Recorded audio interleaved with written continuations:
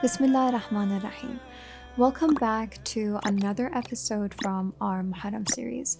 There is nothing valuable in life that does not come with a great degree of sacrifice. You gotta sacrifice something in order to gain another. You gotta sacrifice the unhealthy snacks, pizza, double fudge chocolate cake, and the blissful lazing spree, and hit the gym instead in order to have a fit and healthy body. You gotta sacrifice your weekends and fun with friends to instead spend hours and hours in the library for that degree. You gotta sacrifice the wants and the luxuries for the needs and the necessities. Sacrifice instant gratification for long-term success. Point is, life is full of sacrifice. And though all of these examples are important and good, let us see whether there is a higher form of sacrifice, one that can transcend all material gains and earn us eternal success and fulfillment. And what better place to look for it than the most elaborate and splendid arena that sacrifice has ever been displayed in its highest degree of glory and marvel, a place none other than Karbala.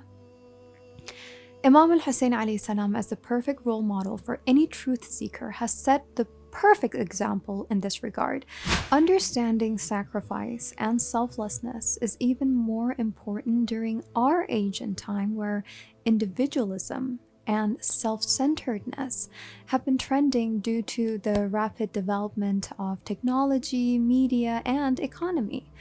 We live in an era where everything seems to be revolving around the individual, and the individual's happiness and benefits are the end goal of all efforts and actions. Sure, boundaries are necessary, hopes and dreams are great, but as long as the self is all we strive for, then the self is all we'll gain.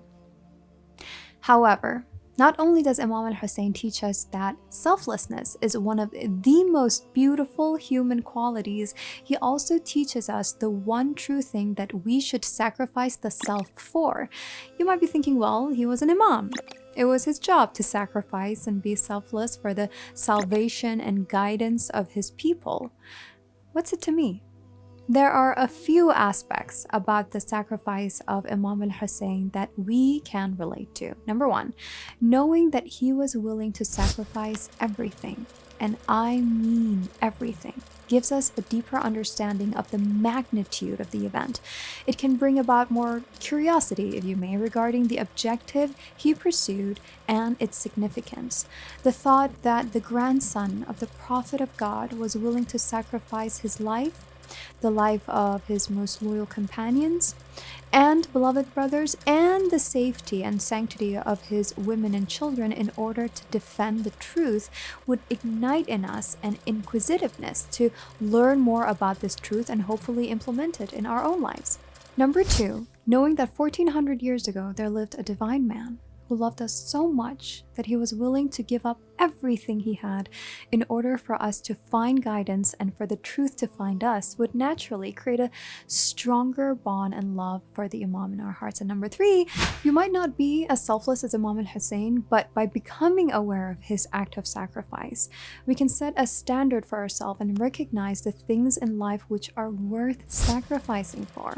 Moreover, by reflecting on the various examples of sacrifice throughout the events of Ashura and everything that happened before and after it, we can develop the correct attitude when faced with turmoil and challenges that require selflessness and sacrifice.